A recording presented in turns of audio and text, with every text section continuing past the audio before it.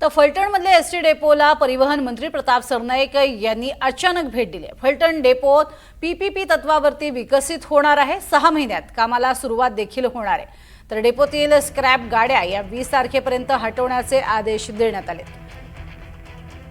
फलटणमध्ये आपण बघतोय काही काळामध्ये वारी देखील दाखल होणार आहे। त्याआधी त्यांनी तिथे येत पाहणी केली।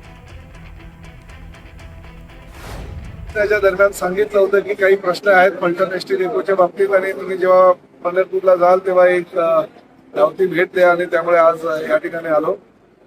स्वच्छतागृहाची पाहणी केली। स्वच्छतागृह मोफत 1 जून पासून आपण एसटी महामंडळाच्या माध्यमातून देण्यात आलेलं आहे, ते देण्यात येत आहे।